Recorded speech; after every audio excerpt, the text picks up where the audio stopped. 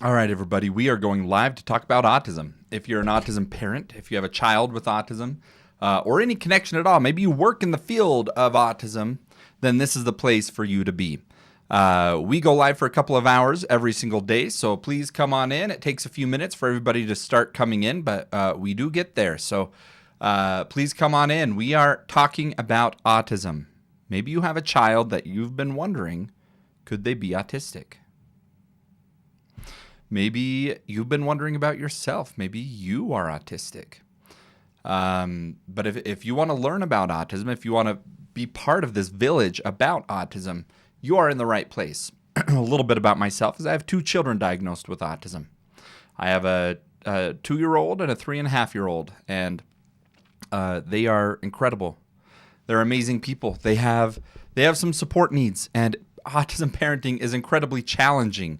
Hey, Sarah May, good to see you. Good to see you on here. Hello, everybody. Please be coming in. Tap on that screen so that we can get the word out to more people, you guys. Thank you for being here. So I do go live every day. I'm not just an autism dad, but I'm also a professional in the field. I'm a board-certified behavior analyst. I've worked with people with autism since 2013, and I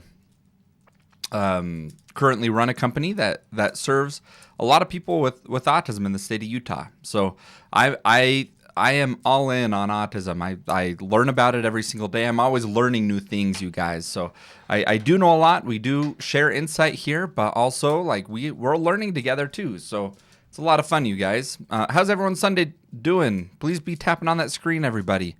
Happy Sunday, everybody. Okay. Oh, thank you for coming in, you guys. I see y'all. Thank y'all for being here. Hello, Maritza. Good to see you. Hello. Hello. We're just barely getting started, you guys. Just barely getting started. Okay. Just getting everything finalized here. All right, you guys. We're going to be live for the next couple of hours, you guys. So if you have other things to be doing, just have me on in the background and you can be listening in or participate and be putting it in the chat. Where's everyone from? Please be putting it in the chat, you guys. Where are you from? How are we global yet? Or are we just in the U.S.? Put the state that you're in or put the country you're in. I'm curious. Kentucky, Britt, good to see you. Texas, Ohio, a lot of people. Layla says, hi, what does high-functioning autism look like in adults? Where can I look that up? Layla, what a good question. So autism, high-functioning autism in adults, we have a lot of adults that are getting diagnosed right now, and it's not because they're catching autism or suddenly becoming autistic, but recognizing that autism is something it's been a part of their life for their entire life. And so what does it look like? Well, that's a really good question. I will say while I'm talking, I do have it linked to my bio to do a screener. The RADS 14 is a really good starting place. It's 14 questions and can do a really good job of identifying if you may have, might want to look into it more. But some things that you might notice is that perhaps you've been masking your whole life. Perhaps there are repetitive behaviors that you engage in, some stimming, maybe you are... you love your routine and you can't get out of it. Maybe you have special interests. A lot of adults with autism, they don't have to, a lot of people think autism, their special interests have to be like trains or Rubik's Cubes or something. No, that's not the case. The special interest with autism, it comes down to the intensity of the interest. So the first step, if you're wondering if you have autism, is go and do a screener. Check my link in my bio for the RADS 14. It's a good starting place. I went to my psychologist. They just said I have really bad anxiety. Okay, always positive vibe. Let me ask you this. Did you go to a psychologist or did you go to your therapist? Was it someone who actually specializes in diagnosing autism? Hernandez says, I've been thinking I have autism. Yeah, it could be. It could be. Not everyone does, but it's really good to go and get some clarity.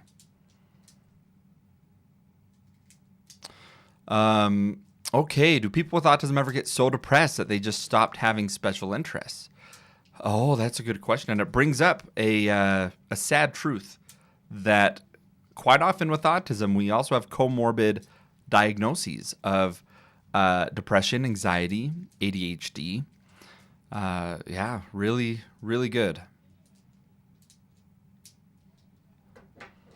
Oh, Sariva says, I have Asperger's. Okay.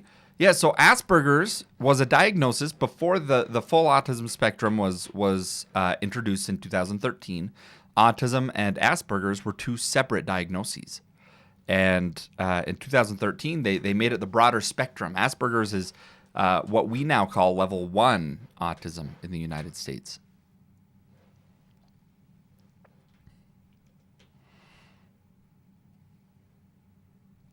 Okay, my daughter has autism and been diagnosed. What percentage of me as a mom having it? Layla, are you wondering what are the chances that you have it as a mom? That's a really interesting question. We do know that if a parent has autism, there's various statistics, but it is about 20% chance that you will pass it on to your child. That's about 1 in 5 chance. But if your child has autism, I don't necessarily think that statistic is reversible like that.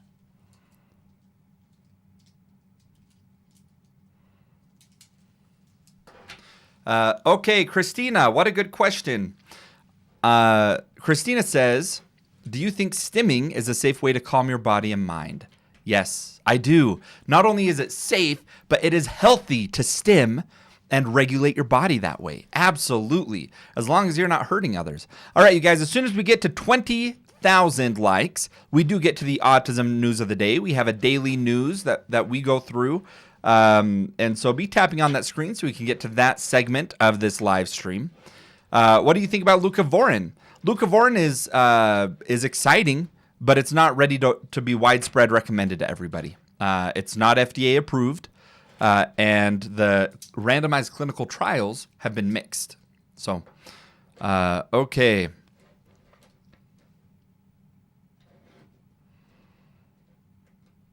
I get really stressed more than the average person when my space is messy.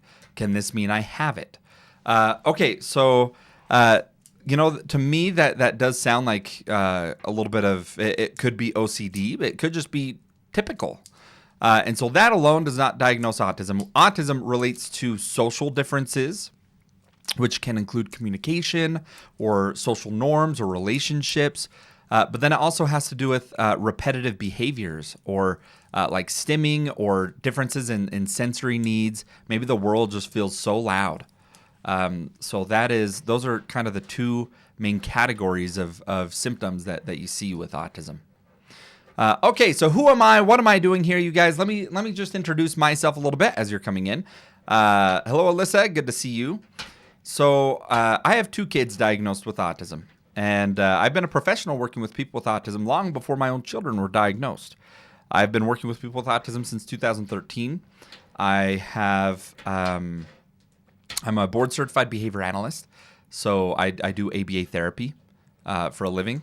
And currently, I'm the CEO of a company that provides services to people with autism. And that is that's what we do here. Is every day I go live for a couple of hours just to be talking with each other about what it's like to have autism, what it's like to have a child with autism, what questions do we have. This is positive vibes only, you guys.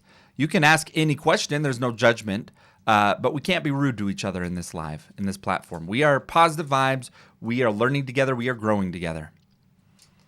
Okay.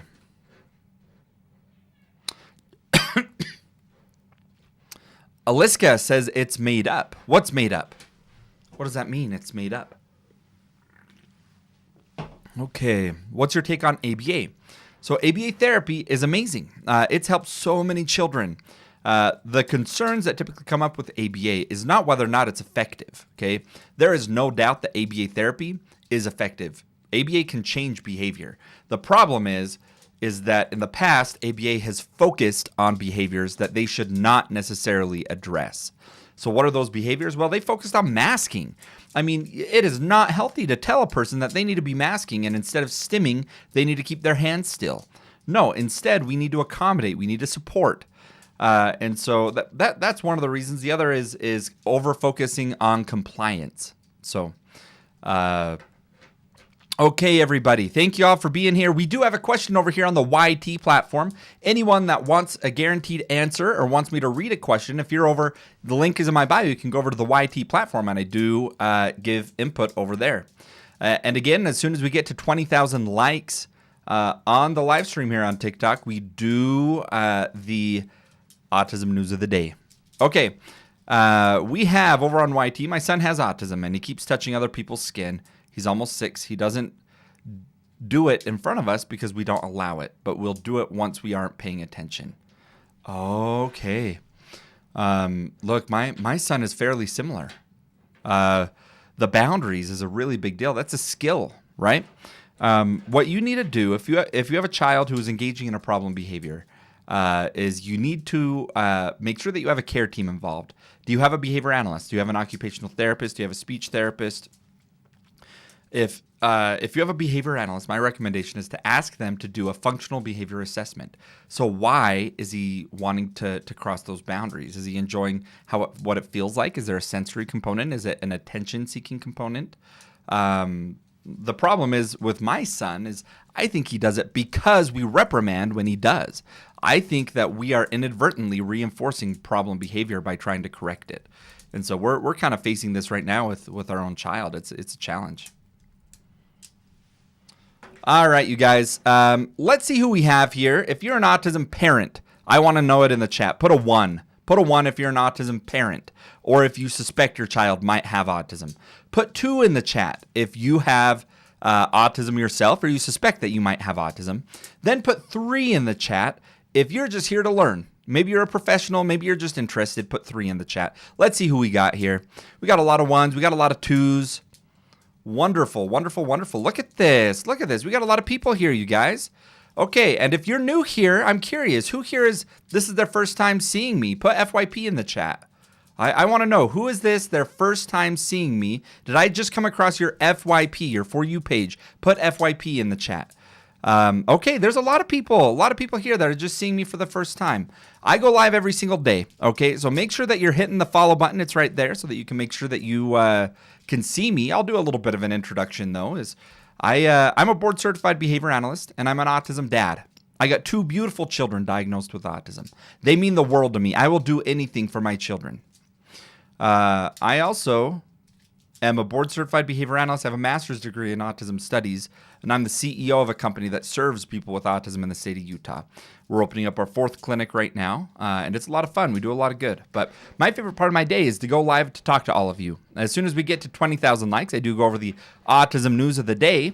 And again, there's no bad questions here. If you want a guaranteed answer, you can go over and be on the YT platform. That's linked to my bio. And if you ask a question there, it's a guarantee that I'll answer. But I will go through all the questions, or a lot of the questions here that are coming through. All right, let's see which one we want to answer. Let's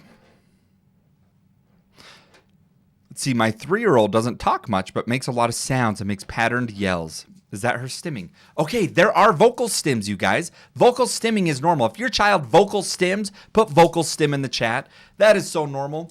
Guys, if your child is nonverbal, that does not mean they're quiet. Nonverbal does not mean quiet, okay?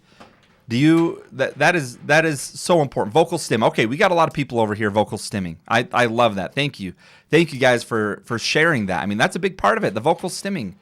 There's other parts of stimming. I mean, stimming, and by the way, just for clarification, it is stim, not stem. STIM, like stimulate, because it's stimulating the nervous system, stimming. Yeah. All right, we do have a question over here on the YT platform that I'm going to make sure that I am reading. What advice would you give to someone who's under 18 and knows they're neurodivergent but can't access a diagnosis or any support since my parents think it's made up? Oh, Elisa, oh my gosh. You know what? You know what really bothers me is parents that will not give their child an evaluation. If you're wondering if your child has autism, okay, and Elisa, I don't think this is going to fully answer your question, but I am so grateful that you asked it, and by you asking it, let me speak to all the parents out here that are hesitant about having their child evaluated. The concerns that I hear parents say is that they don't want to ruin their child's life by giving them a label so early on. Okay? Think of how ridiculous that sounds. By not giving them that label, that diagnosis, what you are doing is withholding the care that is going to help them catch up and receive the supports and accommodations they need to be successful. The very thing that you are doing to try to protect your child is doing them harm by not opening the door to additional services. So please do not let that be a worry for you parents that are considering if your child is diagnosed with autism or has autism. Hello, everybody. Thank you all for being here. We are going to keep answering questions. What advice can you give to someone who is late diagnosed and can't get family to understand? Mal, the biggest thing that you can do, and here's the hard thing, is you can't necessarily convince everybody of what support that you need. But what I like to do is I like to share with family what it's like. What is the autism experience like? And there's a couple different metaphors that I like to give of what autism actually feels like to someone who's autistic. And sharing this with people can actually help them open their mind and understand a little bit of what you might be experiencing. The first one is a lot of people with autism to reflect on the social aspect of autism. What is autism like? Well, it's like you are living life is like you are performing a play. And if you have autism, it's like everyone else has a script where they know what to say in every situation, but you are left without the script. Yet you're performing in front of a live audience where if you don't say something right, or you say something when you shouldn't, or don't say something when you should, the audience laughs at you. They judge you, they critique you, and you're in this constant state of worry that everyone else seems like they know what they're doing, and you're just trying to get the script. That is one metaphor that I really like. The other is helping people understand the sensory aspect of it, that a lot of people with autism, right now, a good thing to ask is, are you paying attention to what your socks feel like? Are you paying attention to what the glasses on your face feel like? Are you paying attention to the headphones that are on your ears? Are you paying attention to that? What about the background noise of the air conditioner running or the ceiling fan? A lot of people with autism, their brains don't filter that out, and they're hearing the entire world at the same time. And that is so overwhelming. It is so loud. So that's another way that I like to explain it to people. All right, we got some more comments over here on the YT platform. Again, once we get to 20,000 likes, we do the Autism News of the Day. We'll get there pretty soon. We have another question on the YT platform. He has ABA in speech, but again, doesn't exhibit any behaviors during any therapy sessions, but does at school, like biting others, throwing things, and taking off clothes on a level 3 behavior plan. Oh, it sounds like you have a lot of really good supports. And it sounds to me like ABA and school need to do more collaboration. You guys, when you are building your care team, you cannot separate school from ABA, from OT to speech. These are not 4 different therapies, 4 different services. You need to make sure that they are collaborating together. That if one has a problem in one setting, that they're relying on the other people and what they're doing in their setting, and you as a parent at home. Collaboration between experts is key. All right, another question over here on the YT platform. My 8-year-old is super angry when I don't answer him, but he is apparently talking in his head and doesn't realize he isn't speaking out loud. Whoa. Okay, that is fascinating. So he thinks that you are going to answer him, but he hasn't actually asked you anything yet. Okay, that brings up part of this communication deficit part, Yaya. I thank you for sharing that. I don't know if anyone else has experienced that. Let us know in the chat if you have. Thank you for sharing that perspective. That's fascinating. That's really fascinating. And a good thing to point out to him of like, yeah, you didn't say anything. And I honestly, I don't believe that is a common thing that a lot of people experience. I haven't heard that one before. That's fascinating. Another comment. Why is it that some may never speak, even with speech therapy? My son is going on 6 and still nonverbal. If your child doesn't communicate, put it in the chat. Put nonverbal in the chat. If you're a parent of a kid who's not talking yet, put nonverbal. Even if they have a few words, if they're not having conversations yet, put nonverbal in the chat.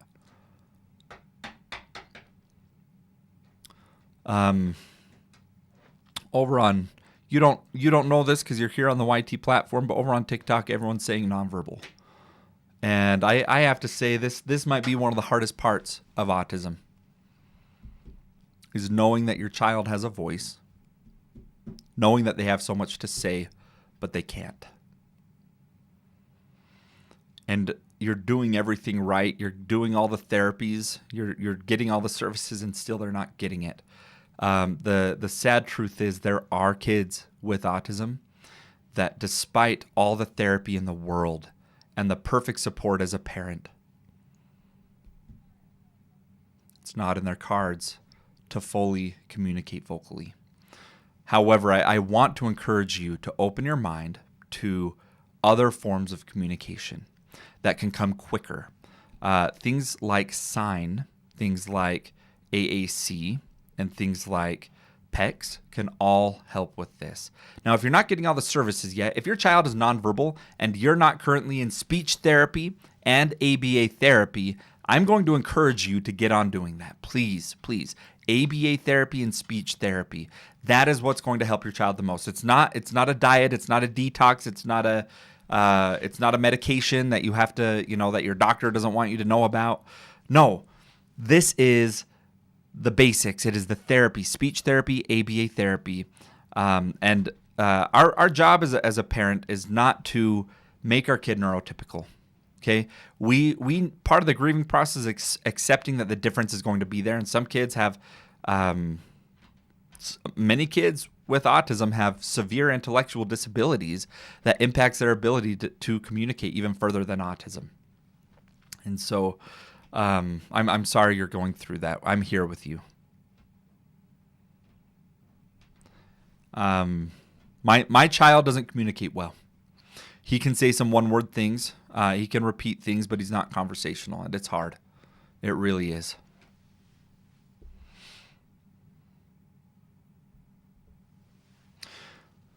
Okay, you guys. Thank you all for being here. We're at 19,000 likes. As soon as we get to 20,000, I'll go through the autism news of the day. A little bit of introduction for myself if you're new here. We got 450 people here in the chat. Where are you all from? Are you all in the United States or global? Please put the state that you're in or the country that you're in. I want to see who's here. And please put that in, and I'll introduce myself while y'all are introducing yourselves. My name is Kylan. I live in Utah. I am a parent of two children diagnosed with autism. I have 4 kids in all. My 2 oldest are not diagnosed with autism. Anyone else in Utah? Put Utah in the chat if you're from Utah. I want to know it. Any other Utahns? I do have a master's degree in autism studies. I got that long before my own children were diagnosed with autism. My son was diagnosed with autism a year and a half ago. I've been working with people with autism since 2013.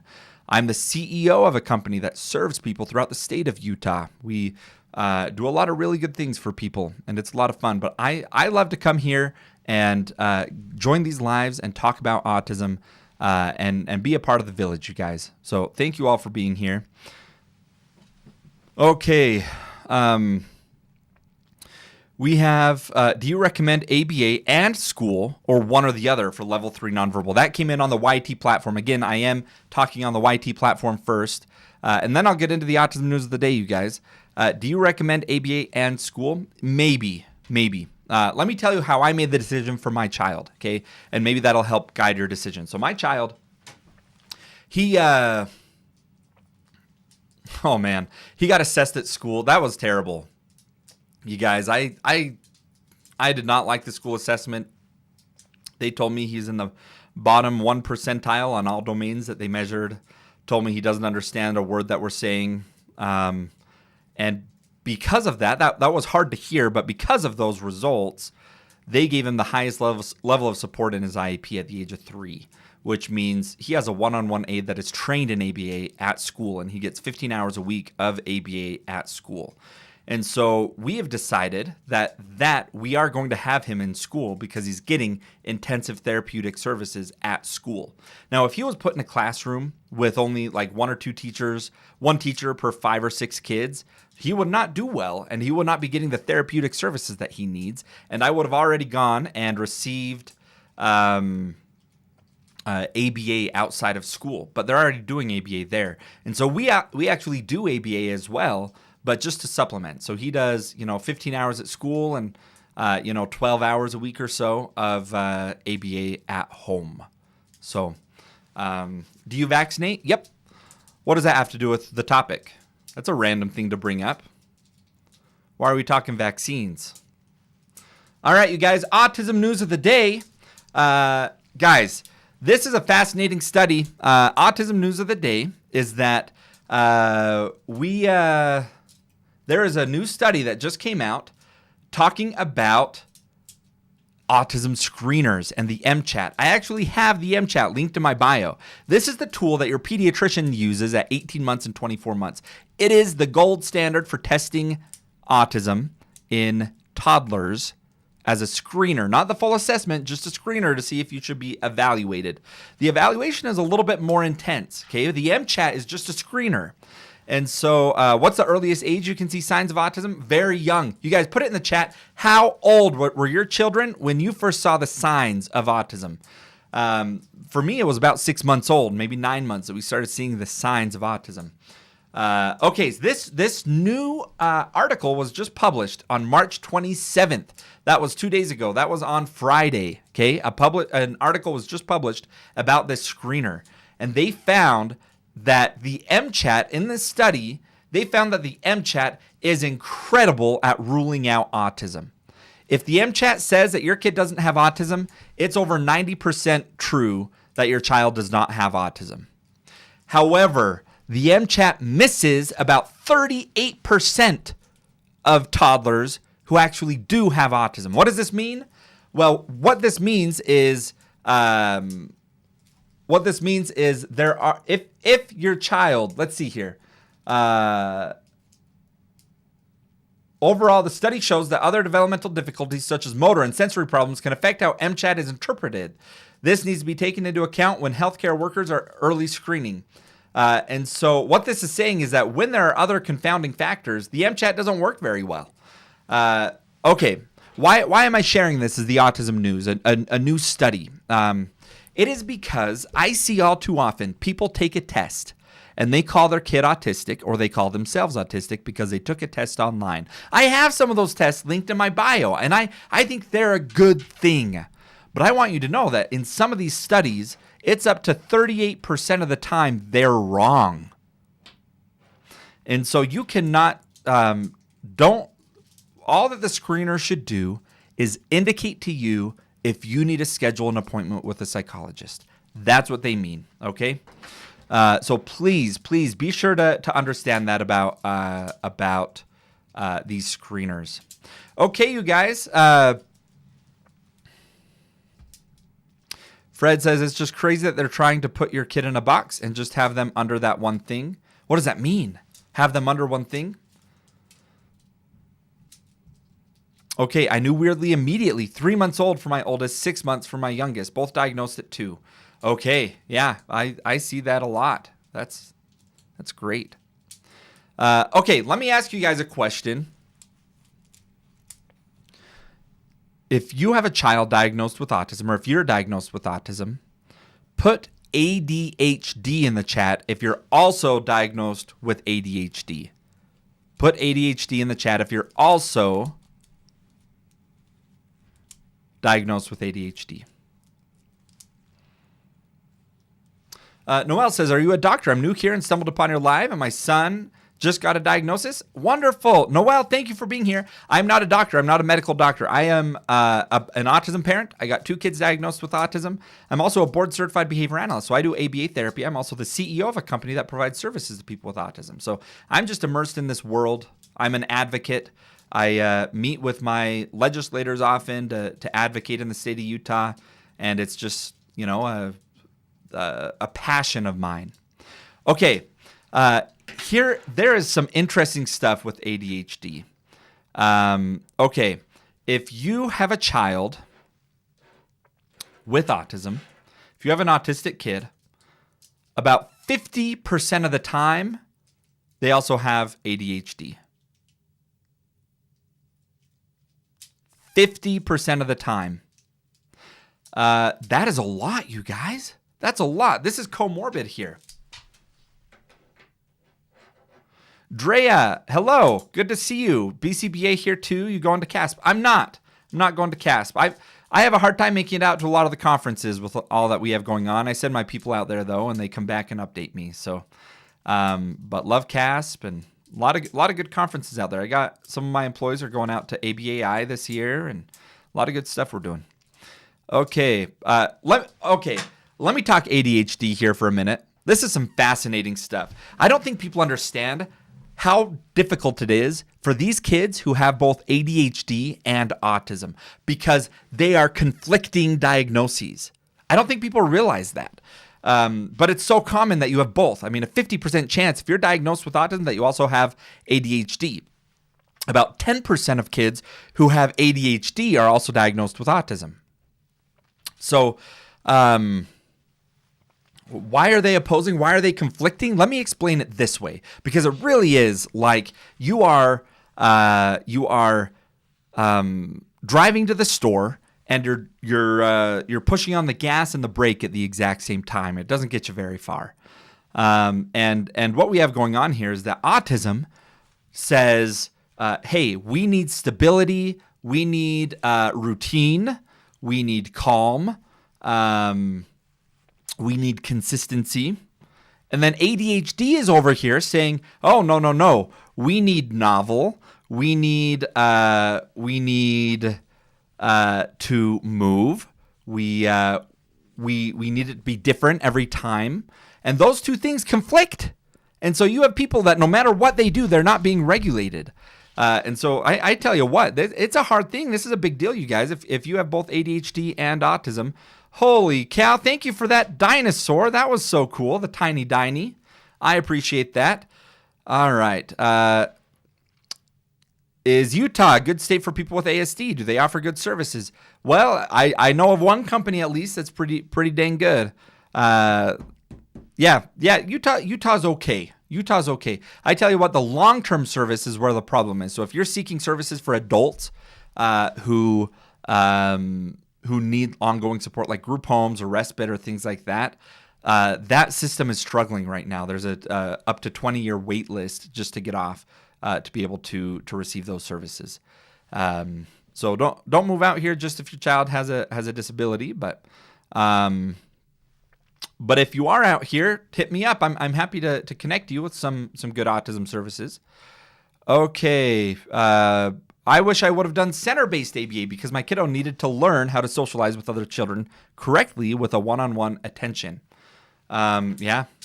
Okay, so with ABA, you can choose center-based or in-home. Who here is getting ABA therapy? Put ABA in the chat if your child is getting ABA therapy. It's a good thing to know.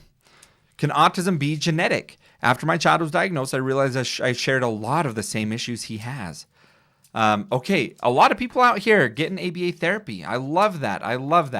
It's not the only therapy that we recommend for people with autism, but it is one really powerful service that can support your child. Okay, let me share this. Can autism be genetic? What do you think, guys, in the chat? What is the cause of autism? Let me know in the chat. What causes autism, you guys? Let's see what people think.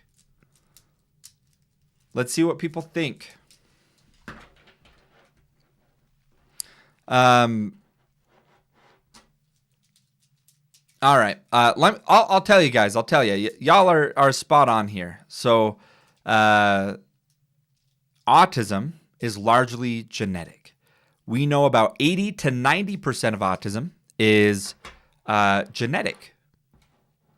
And a really good way to visualize this is when we study how common it is that if one sibling has autism, the other also does. They share 50% DNA. And about 20% of the time, if one child has autism, the other child also has autism. But if they're identical twins who share 100% DNA, it is almost always that if one is diagnosed with autism, the other also has autism. Fascinating, right? Fascinating. But when we say largely genetic, it leaves room for environmental factors.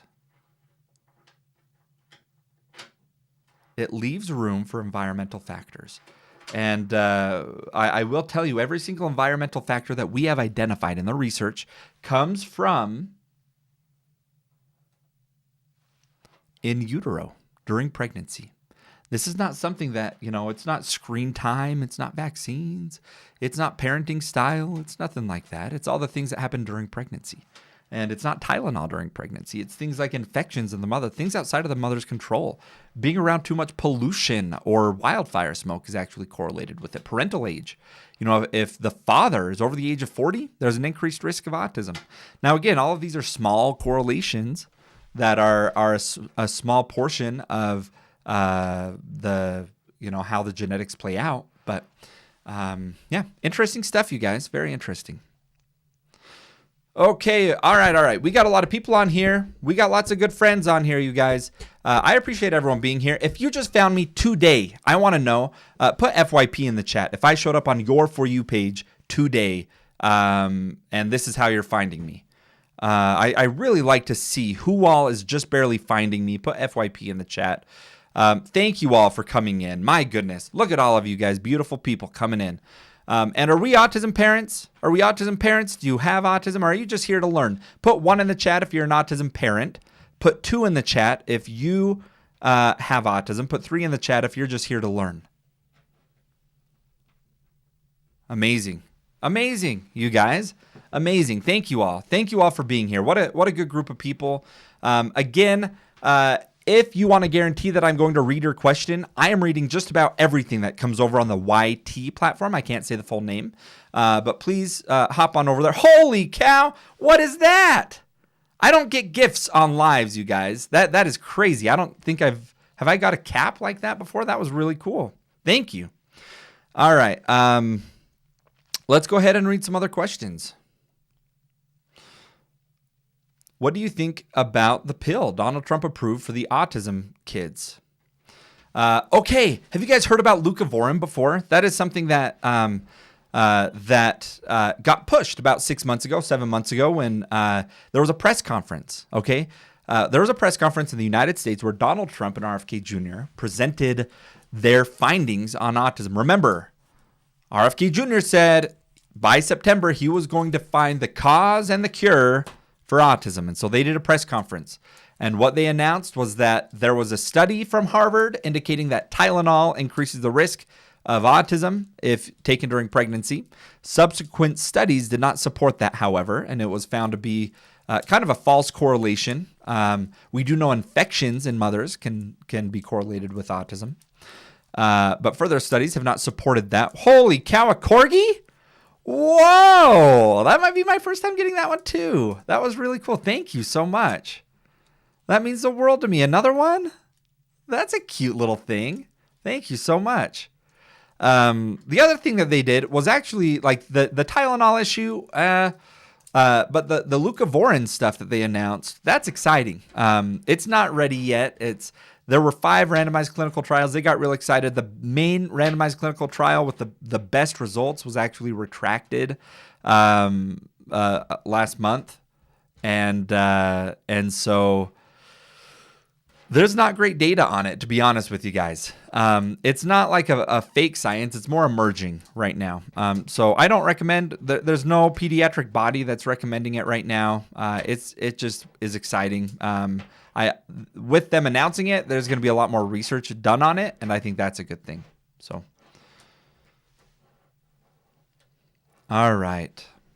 How to get diagnosed for an adult without tons of money to spare. Online tests point to I need to test. Okay, Amika, let me tell you, if you suspect that you have autism, first of all, why? Whoa, a hand heart? Thank you so much. 3 hand hearts. That means the world. Thank you so much. I really appreciate that.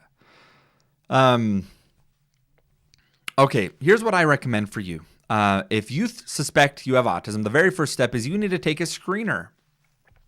Not just any quiz on the internet. You need a validated quiz. Whoa, bubblegum. Thank you so much. Holy cow. I'm getting a few gifts today. That's really neat. I really appreciate all of your guys' support. Diet Coke during pregnancy? Nope. That one's not correlated. All right. So you're going to take an online quiz, but one that's validated. Thank you for the paper crane, Julie. I really appreciate that. And what I recommend is the RADs. Okay, if you have the time and you want to do, whoa, what was that? Potato in Paris. That was a new one, Sandra. Thank you, Kojak. The RADs, RAADS. There's a full version that's about 80 questions that you can take, and it's pretty accurate. And then there's a rapid one with 14 questions. I actually have the rapid one linked to my bio. It's a good starting place. But if you test and it indicates that you have a strong likelihood for autism, then you need to book with your psychologist. And if you don't have a lot of money, well, you need to find one that accepts your insurance, okay? Insurance should cover evaluations. Now, you'll need to check with your insurance because some you'll need a referral from your pediatrician. And what you'll want to do is just bring that RAD score on over to your pediatrician. My goodness, I'm used to talking about kids. To your primary care provider. You bring over the score to your primary care provider and you ask them for a referral for an evaluation from a psychologist. Your primary care is not going to diagnose you with autism. It has to be a psychologist, and it is covered by insurance. So,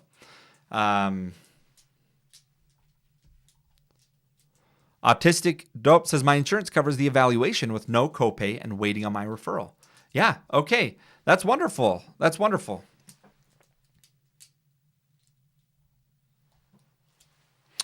Abby says, why is it becoming more common? You guys, this is a good question. Why is it becoming so common? Put yes or no in the chat. Is there an epidemic of autism right now? Is there an epidemic of autism? Yes or no? Someone said, you mean psychiatrist, not psychologist. No, I mean psychologist. A psychiatrist can too because they're a medical doctor. Medical doctors can if they specialize in autism. But psychologists are typically the ones diagnosing autism. Okay, a lot of yeses and a lot of nos. Let me go ahead and update you on why does it appear as though we have an epidemic of autism? Because it does feel like that. It sounds like it's coming up all the time that everyone you know just has a kid on the spectrum. Why is this increasing so much? The interesting thing is it's not just increasing in kids. It is increasing alarmingly fast with adults. Now, does that mean that it's in the food that we're eating, that it's turning all of our neighbors and our friends autistic? No, they're recognizing what has always been there. There are two main factors about why it appears that we have an epidemic of autism. The very first thing is that autism, the diagnosis as we know it today, didn't exist until 13 years ago, in 2013. In 2013, that is when they changed it to where it's not just the most profound cases of autism getting diagnosed, but they combined Asperger's into autism. And so they broadened the net, if you will. The second thing is broadening the net is one factor. But then we cast the net out more often. And so what does this mean? Well, pediatricians are now required to do 2 screenings, one at 18 months and one at 24 months for autism. Every child who goes to their pediatrician, a good pediatrician, is getting a screener at 18 months and 24 months. And so not only is the net wider, but we're casting the net out. And so with that, autism diagnoses are increasing rapidly. We have no data to suggest that actual cases of autism are expanding. Simply the diagnosing is. Now, we can't rule it out either. There is a chance that autism rates are actually increasing, but there would be no way to know that. What we do know is if it is increasing, it's not increasing much. That's what the data does suggest. One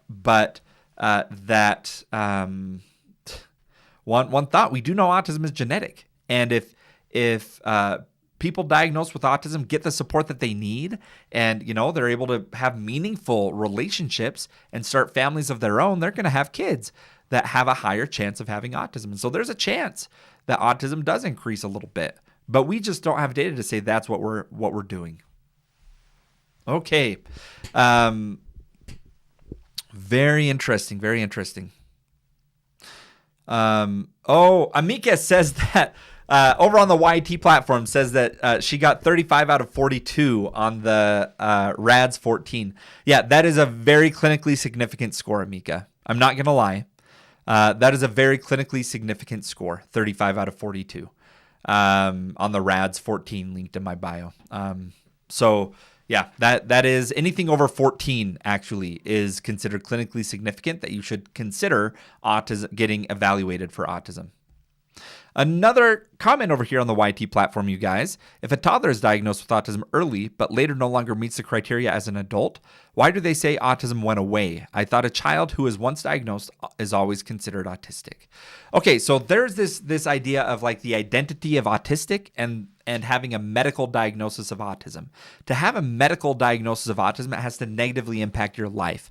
And so if the child is they still are autistic in the identity sense, but they don't meet the criteria for medical diagnosis. And those are two different things. And so be aware of that. Okay. But yeah, you can't reverse autism. You can't cure autism. You can support autism. And I don't, even if you're diagnosed once and insurance requires you to get another diagnosis, what they're saying is, do they meet the criteria today? That's not saying your child is no longer autistic. That is saying that they no longer require the supports with their autism.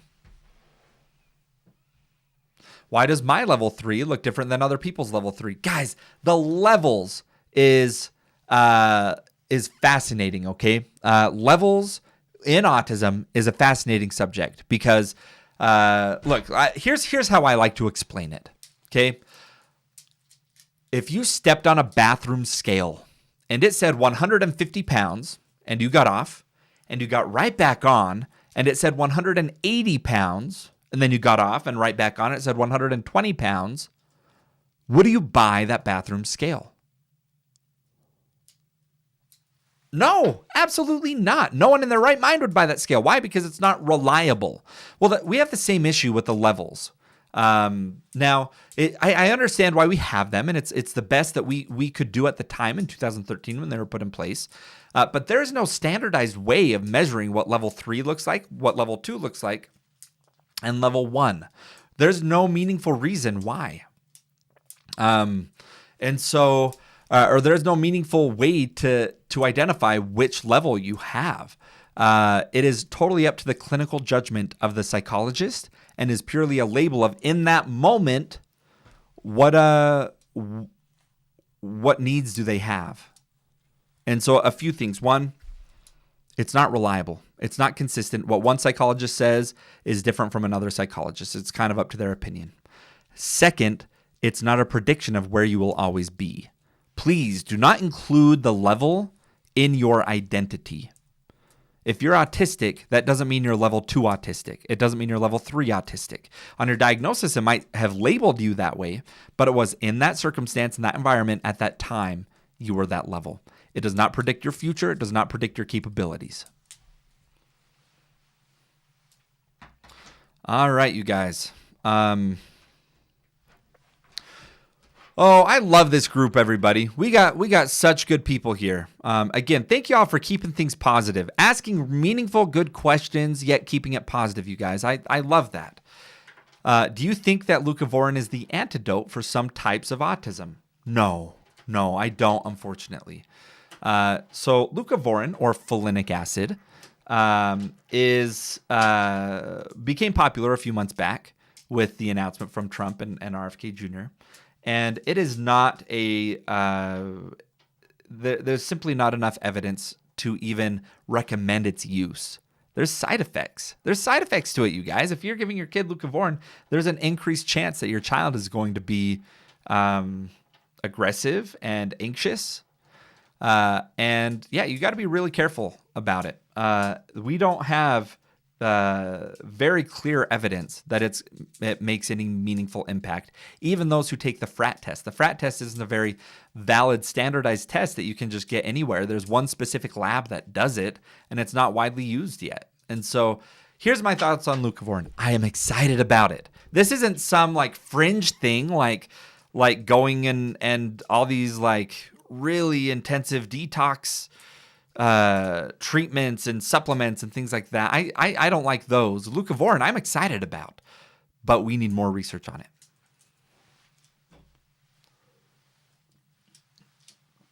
All right, you guys. Parents brought me to 5 doctors until one of them said I wasn't autistic and rolled with that. Oh my gosh. Okay. Yeah, I don't. Hopefully they did the evaluations. Why do some children lose communication skills after turning 1? Guys, if you are a parent of a child with autism who experienced regression, put regress in the chat. I want to see. Do we have people that have had their children regress? My 1-year-old did. My daughter, who's almost 2, but when she was about 14 months, she stopped responding to her name, you guys. She kind of became more withdrawn. She wasn't communicating well. Honestly, it felt like we were losing our daughter a little bit, and it was scary. I got to tell you, having experiencing a regression with your child is terrifying.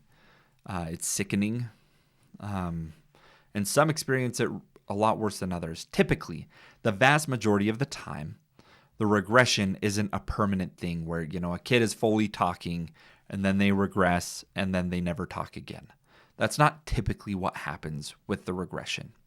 With my daughter, for example, it took about 2 months for her to catch back up, and now she's further along than she ever was in her development. So why does this happen, specifically with kids with autism? Well, I'll tell you that it is because development isn't linear, that people fluctuate. People go up and down, and the development isn't just a constant building. Sometimes it goes down and then it'll go back up. But what we do know is that regression happens similarly for people who are vaccinated versus are not vaccinated. It's not dependent on parenting style. It is simply something that occurs. All right, you guys. Let's continue on with some of these discussions. All right. Is separation anxiety common when you are on the spectrum, or is it just my son? Okay, it depends on the person. My son showed no separation anxiety. Like, I don't think there was a single time that he cried when we left. Like, we could leave him with anybody, and whether it's us or it almost felt like he didn't even recognize us as the parents sometimes. And so my son did not. My daughter, I think, has a little more separation anxiety. It is common. Separation anxiety is absolutely common.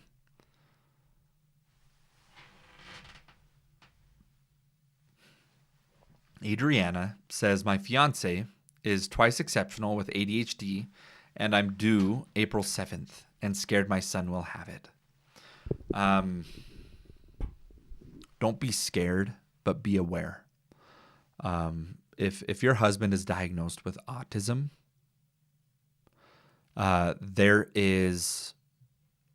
they are about 10 times more likely that your child has autism than any other people.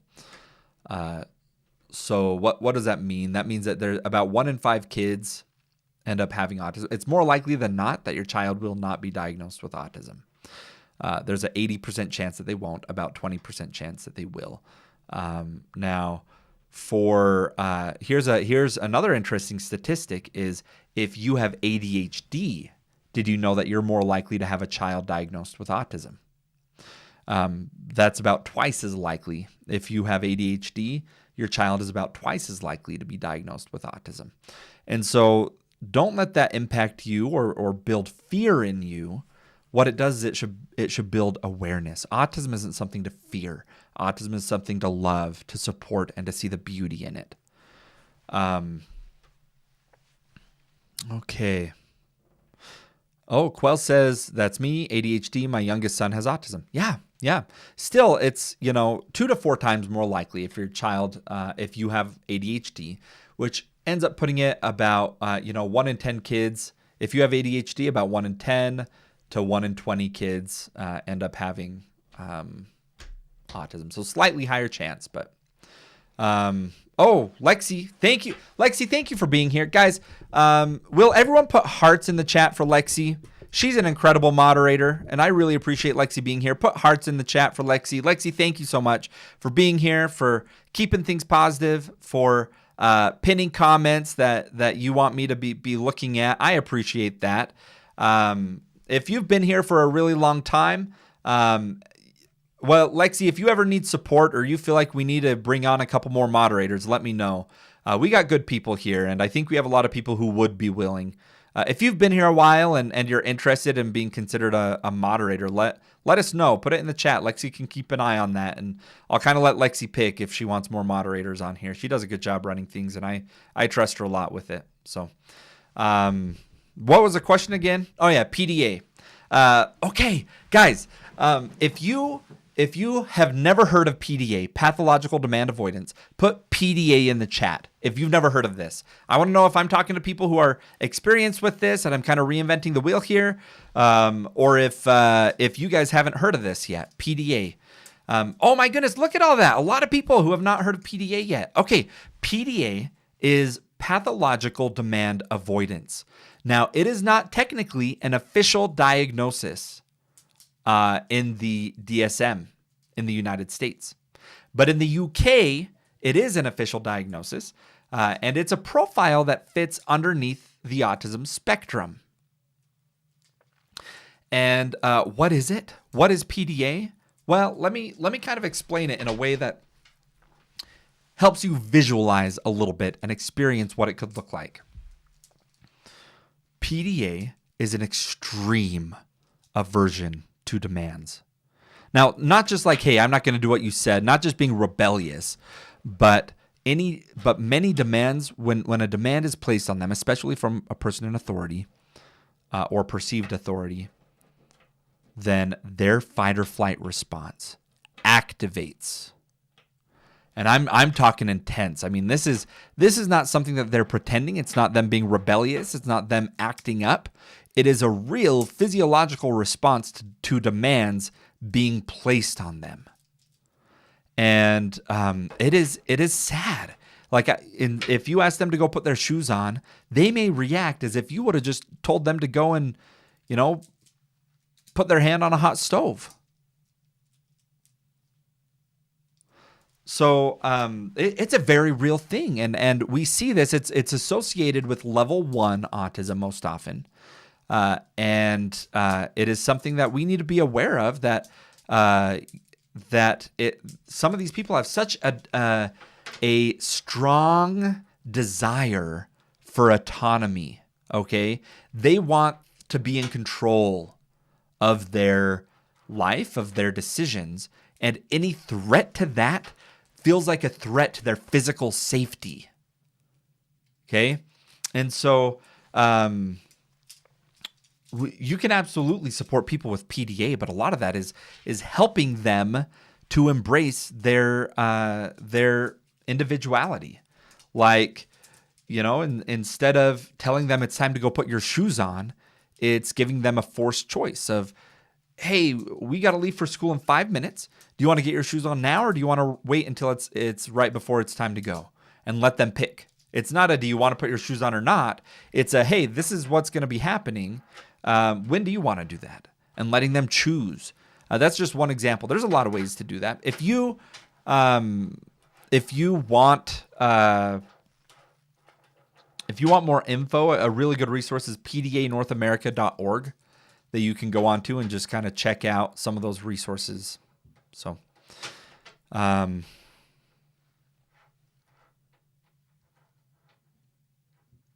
okay, we have some more comments over on the YT platform. Again, if I am responding to some things, if I'm missing your questions, you can always go and put them over on the YT platform. Make sure you subscribe over there. And it's a lot less hectic over there. The chat moves pretty slow. And so I do see a lot more of those comments. Is it bad to co-sleep with your autistic toddler? I want to start the transition of him sleeping on his own. Any advice?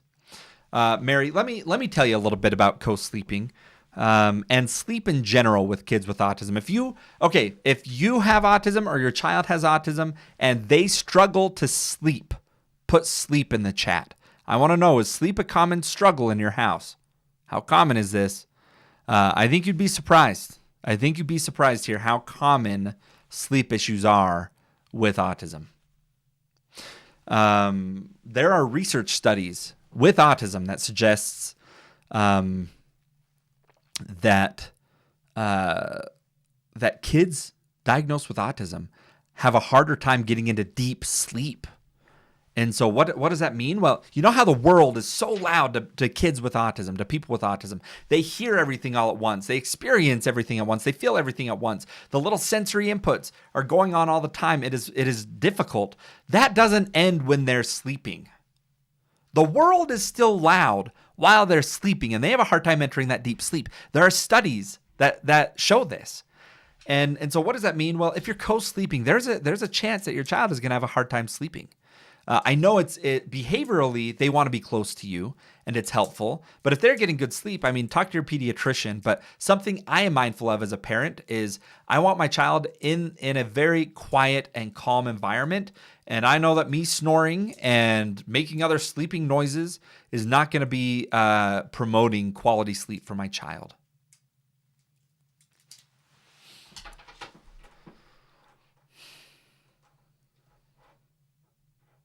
All right, you guys.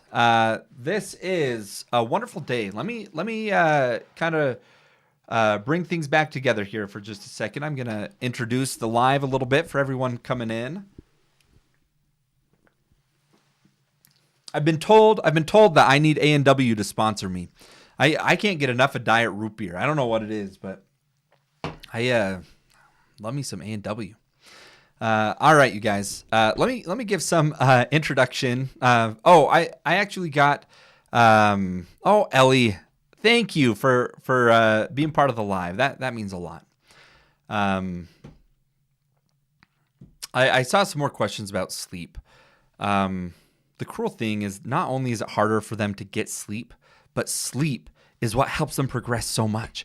If your child is not sleeping enough at night, they're not going to learn to communicate. They're not going to, all those skills that you're spending all this work on during therapy to acquire, it's not going to transition into long-term memory if they're not sleeping. That's where that happens. And so you need to get your kid to sleep.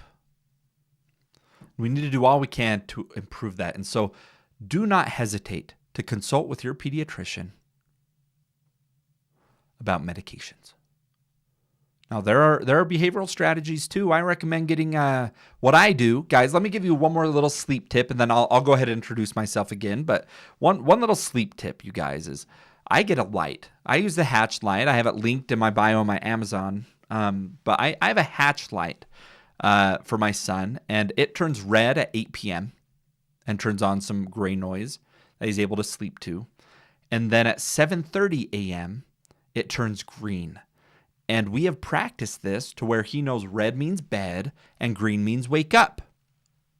And so there are times where he wakes up at 1 or 2 a.m. and he just sits in bed awake. He goes and finds a book and gets right back into bed, and he reads a book in his bed for a few hours and doesn't even wake us up because he knows it's bedtime. And so that's how far behavioral will get you, right? My kid, it'll get him into bed. It'll get him to stay in bed. And get him to sleep. But we consulted with our pediatrician, and we do use melatonin. But please make sure you're running that past your pediatrician. My daughter, we don't use melatonin for my daughter, but my son needed it. And usually a doctor might recommend melatonin or magnesium to help support sleep. And then as a next step, clonidine is always an option as well. But I tell you what, don't have such a firm opinion about never using any of these with your child, because they need sleep, and sleep is a prerequisite to making other progress. So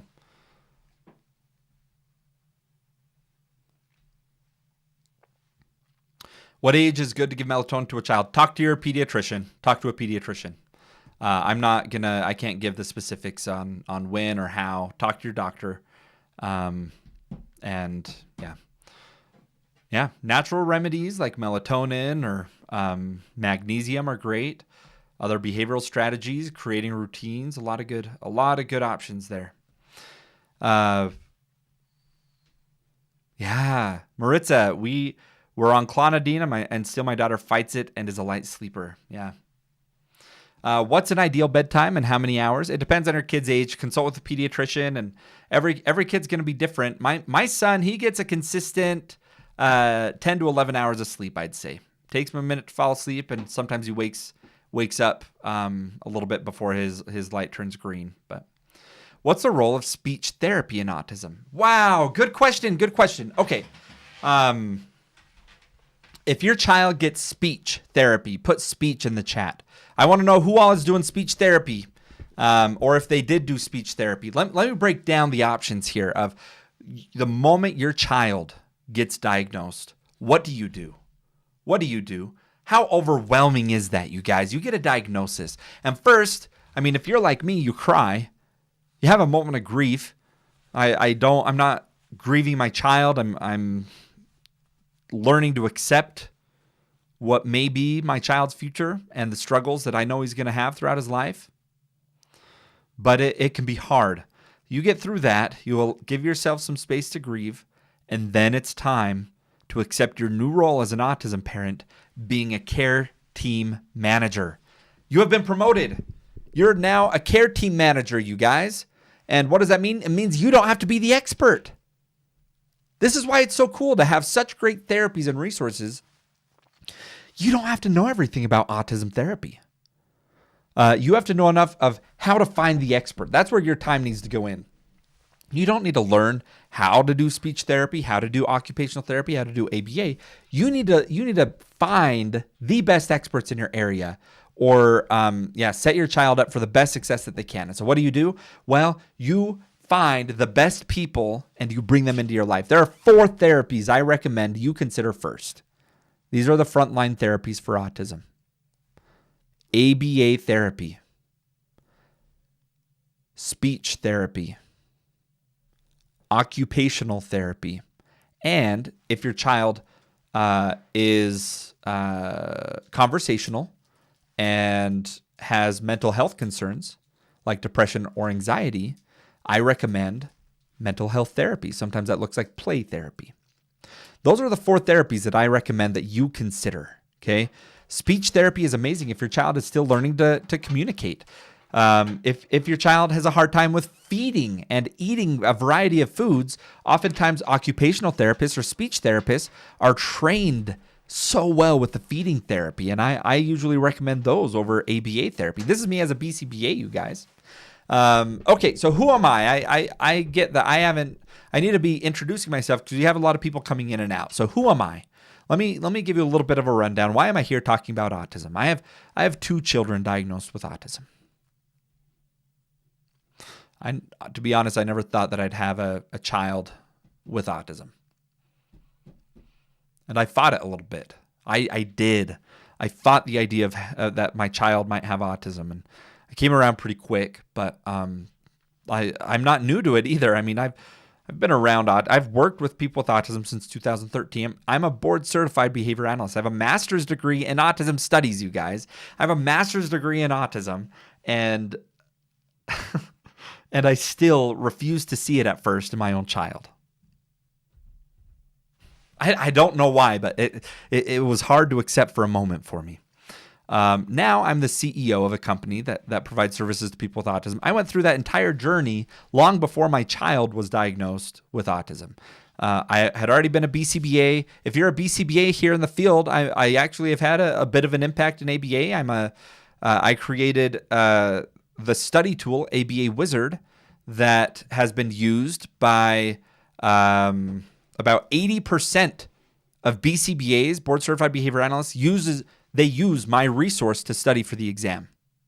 About 80% of professionals of BCBAs. And so I've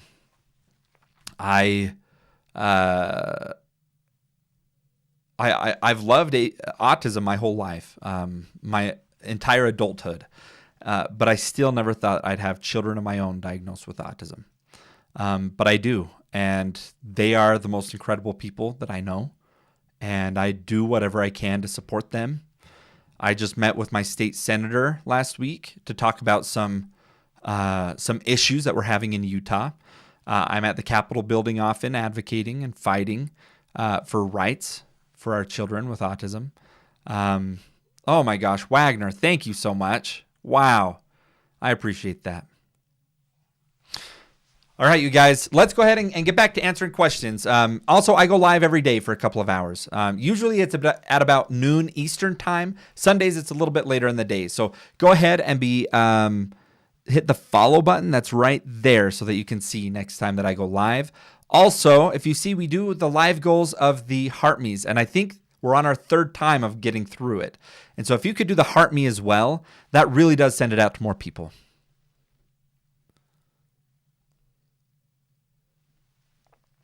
All right, you guys, I do get a lot of people sending me personal questions and private questions.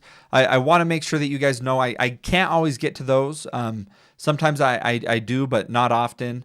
The best place is to get onto our Discord or our Facebook group. And those are linked in my bio that you're able to join those groups, join that Discord chat, and join the conversation after and ask the group about some of those things.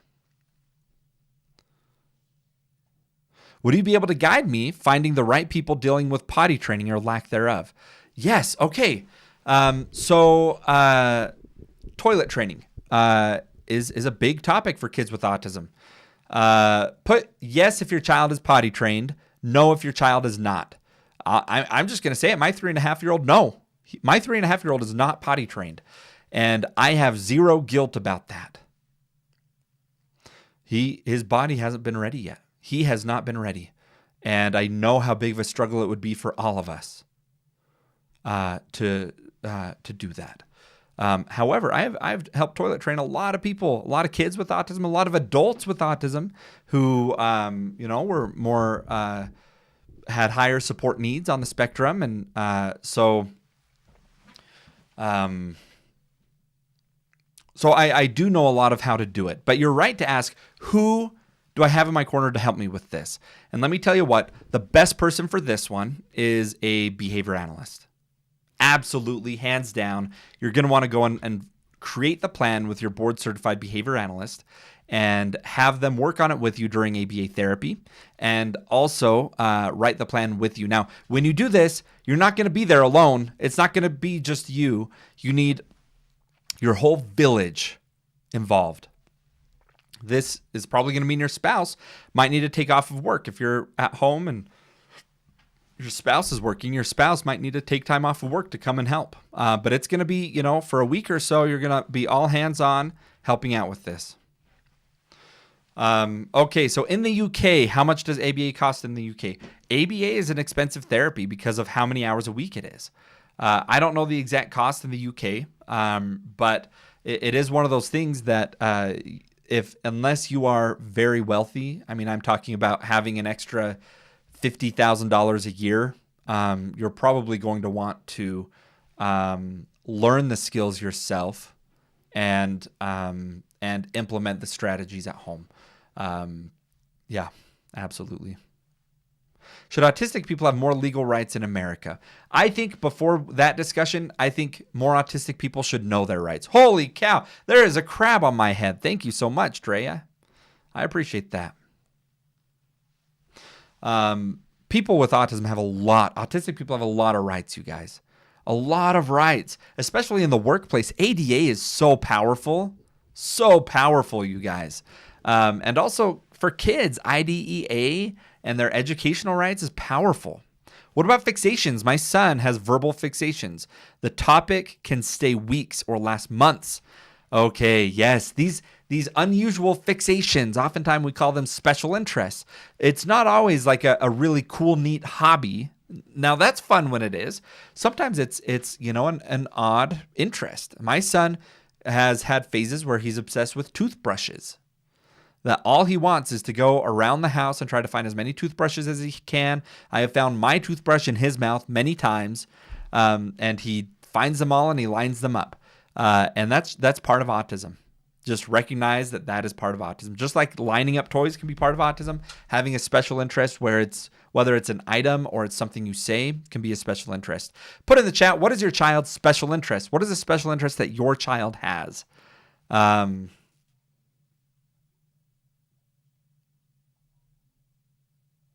my gosh. I told a guy no to hugs and he got really upset and unalived himself. Is it my fault? Holy cow. Absolutely not. Absolutely not. You're allowed to put boundaries up. That is terrible. You had nothing to do with that for sure. What resources do you have for BCBA testing? Precious, I'm the founder of ABA Wizard. So we have kind of the number one app out there for studying for the BCBA exam. Then we have mock exams. I don't advertise that on here. That's just just part of what I've done and how I've things I've helped with. Guys, I love seeing the special interests. Hot Wheels, dinosaurs, cars, toothbrush. Wow. Tweeb says my daughter, who has formerly known as Asperger's, just passed the ABA exam to work with autism.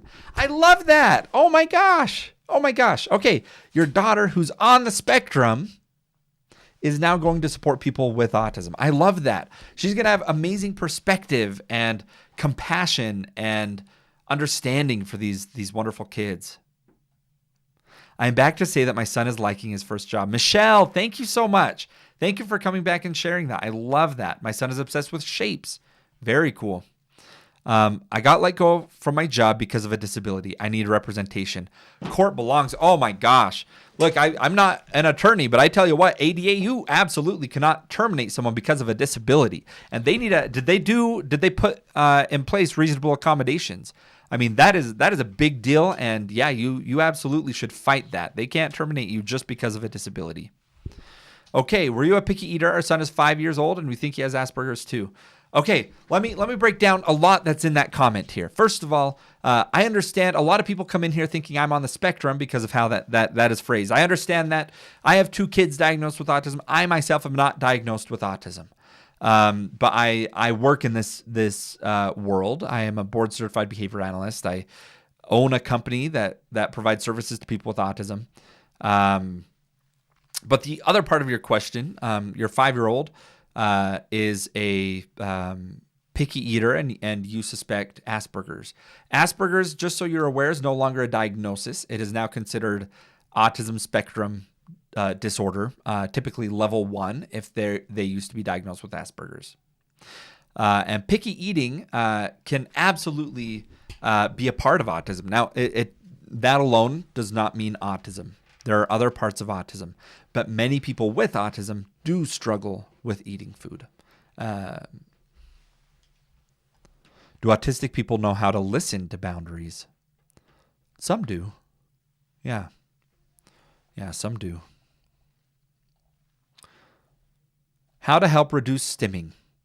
Okay, I get this question a lot, and I want to change your mindset a little bit around that.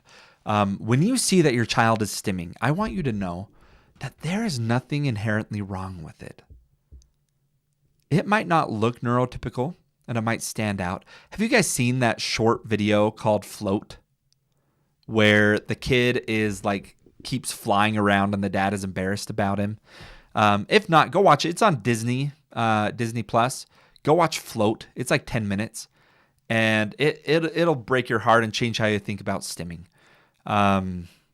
Unless they're hurting themselves or others, you encourage it. You stim with them. You let them know that they're in a safe place that they can do that. And you fight for their right to be able to stim where they want to stim. Why? Because it regulates their body. It brings them comfort. It's supportive. It's therapeutic. It allows them to regulate themselves so they can get on and do other things in the day.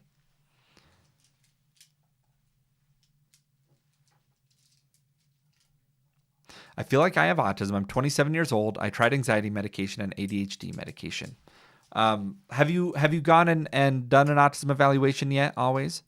Go do an evaluation. Start with a screener. Link in my bio to the RADS 14. That's a good place to start. And then you can go and you can try. We stimmed a K-pop daily. Oh my gosh. What is that show called? Demon Hunters. My son is obsessed with that one, and he'll listen to that all day. Stimming to music is great. Stimming without music is great. Does ARFID ever get better? We've tried everything, and so have they. He's 10, on his second G-tube. Oh my gosh, mother of Z's. I need to talk to you for a minute, mother of Z's. Let me share some thoughts on this specifically. In the chat, if your child has ARFID, put ARFID in the chat. I'm wondering if we have a lot of people that are experienced with ARFID. I feel like a failure. Mother of Z's, no. Look, ARFID is debilitating. It is challenging. For those of you who don't know, ARFID is highly restricted eating. Many people with ARFID will only have 1 or 2 safe foods. And the old school parenting methods of, hey, you're going to eat this or go to bed hungry, that does not work with ARFID. In fact, that doesn't work with a lot of kids. But ARFID especially, they will literally go hungry. If they don't have their safe food, they will not eat until they have to have a G-tube. A G-tube is where you feed them directly into their stomach, and you inject fluids and nutrients directly into their stomach. My child is fed through a feeding tube. We have a lot of people on here saying that their child is on a G-tube. So if your child has rigid eating, okay, which is very common with autism, my number one recommendation for you is embrace the safe foods. That is the best place to start. Does ARFID ever get better? Well, ARFID is one of those where it improves slowly, very, very gradually, to where today they have 2 safe foods. They start getting feeding therapy through a speech therapist or occupational therapist. And after a year or so, they end up getting, having another 2 safe foods or 3 safe foods. And so the goal with ARFID starting out is, 1, make sure that they're fed, and 2, slowly expand the foods that they can eat. And you need to work very closely with a speech therapist or OT who is highly trained and qualified. You find the best, highest qualified trained person in feeding therapy.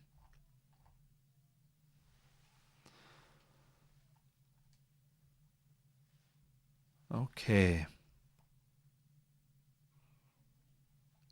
I love that. Pumpkin in pieces. I used to be ARFID when I was a kid. Then slowly now as an adult, I've added a lot of nutrition. Oh my goodness. I love to hear that. There's a guy. I don't remember his name, but he's a guy who has ARFID and is on social media. And he introduces new foods, like 1 new food a day that he tries. And it's like torture. Like you see it in him, and he is trying so hard. Amazing to see. Will elopement ever go away? He elopes the moment hand is let go when outside, even inside school at 7 years old. My son is the same way. My son is the same way, that he has a really hard time staying close by. Yesterday we were at a family function, and one of my nephews, who is 4 years old, maybe 3 years old, I guess, was standing on the sidewalk as we were driving away, and is like, "I'm going to race you."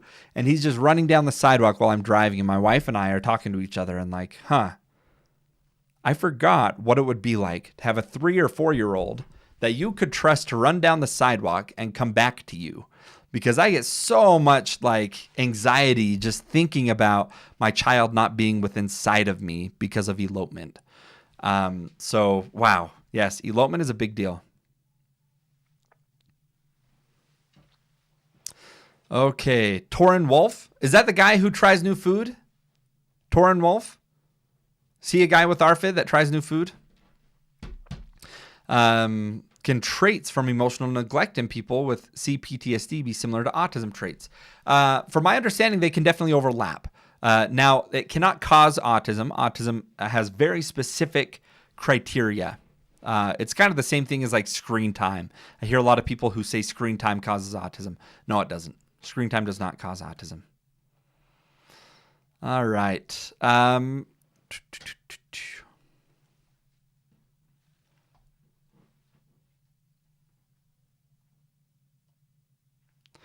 All right. Nice to find a safe community for autism parents. Bars, yes, this is a safe community. Absolutely. Thank you so much. Karen says screen time can help. Yeah, sometimes screen time is regulating, right? And it does not cause autism. There can be negative impacts of too much screen time for any child, and it can be social concerns that can happen. But it's not autism, you guys. It's not autism.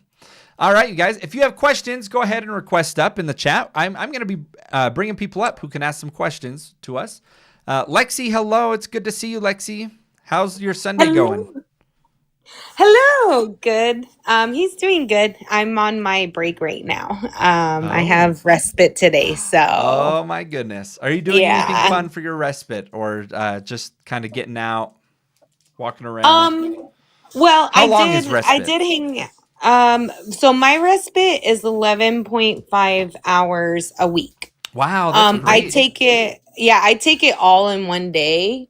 With my respite worker, it kind of works out that way a little bit better. Yeah.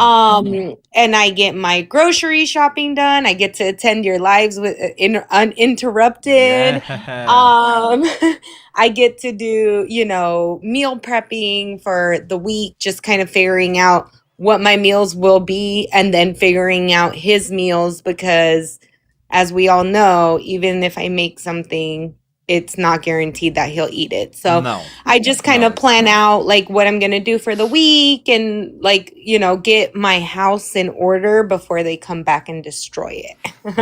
That is a good thing to be doing. Man, my daughter is a tornado. Like I started looking into ADHD specifically for her. She's so young and sometimes it's normal for toddlers, but man, she just like she will literally tear my house apart so fast.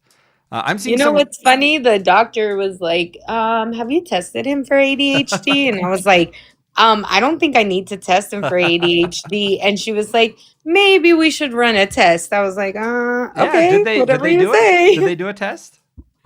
They're going to, yeah, when he That's gets great. his genetics testing Oh as yeah, well. yeah, Yeah, so that's great. mhm. I'm seeing some questions on here about virtual autism, and let me clarify some things here. Virtual autism isn't a thing. Um, it is not a real diagnosis, but it does refer to the phenomenon that we see where kids who have too much screen time do tend to lack some social skills. However, we should know that that is completely separate from autism spectrum disorder. It is not a real diagnosis, and in fact, I think it does harm to even include the word autism when it's not related to autism. And so I just recommend don't even discuss it as virtual autism. Just recognize, yeah, too much screen time can definitely impact your child's ability to socialize well. Um, all right, you guys. If you want to come up and ask a question, feel free to request. I'm going to go ahead and be checking the box and seeing if we have any requests coming in. Oh, we do. We do. All right, let's have some good conversations here. Oh, come on. What is going on? All right.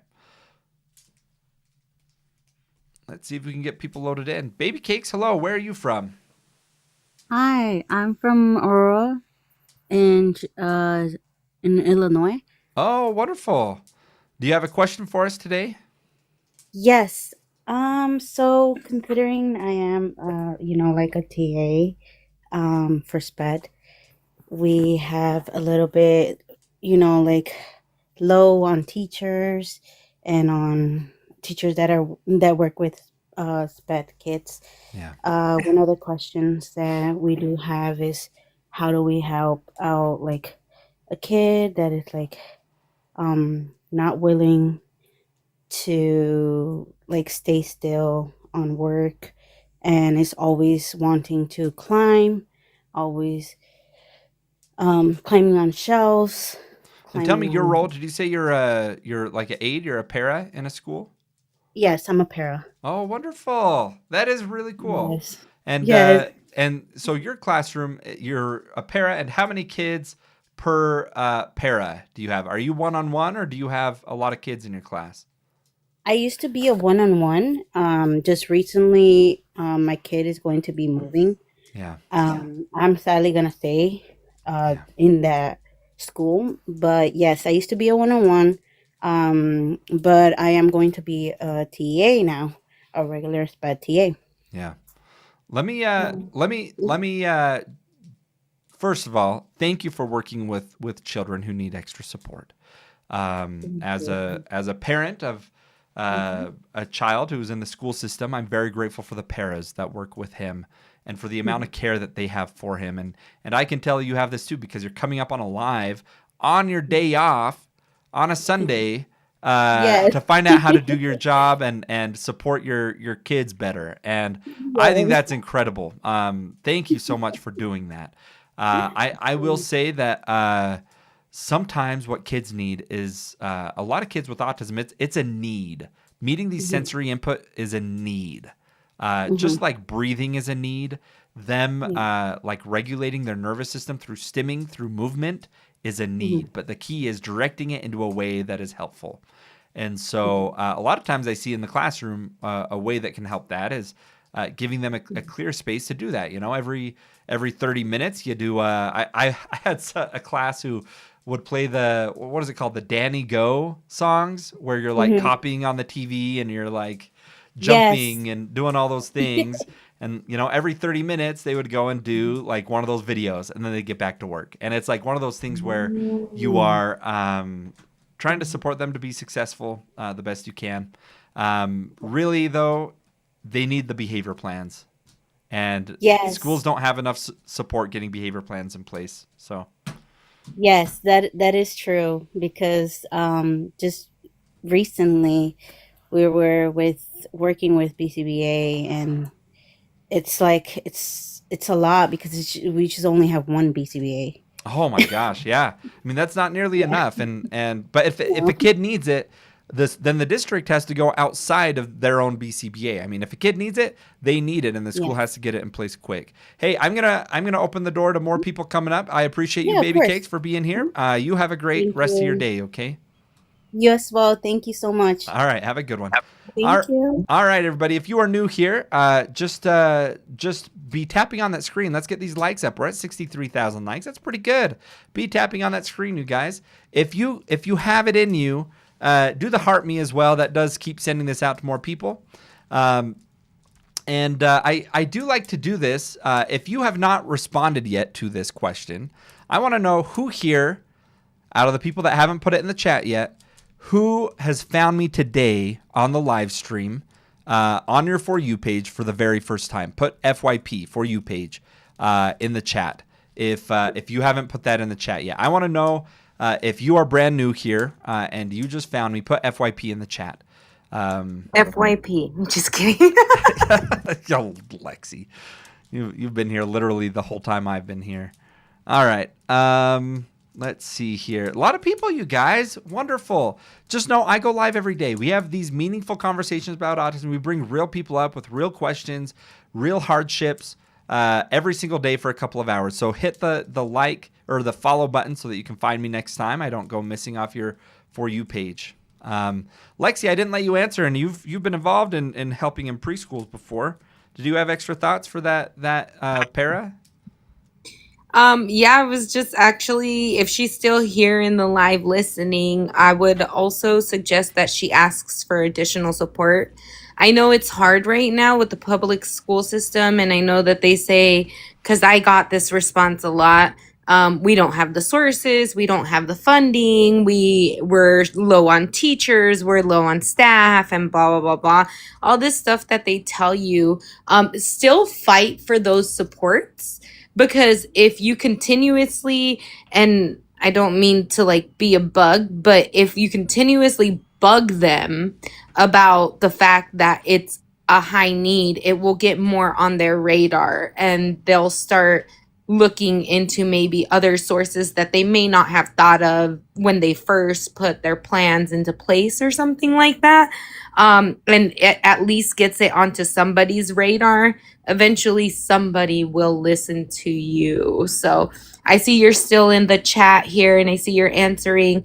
Continuously ask for those supports for that specific child or children, and hopefully we can make it more apparent and more aware in the public school system that our children do need this type of help. Great advice, Lexi. Thank you so much. Karen, hello. Thank you for coming on Hi, here. good afternoon. Good afternoon. Where are you calling in from?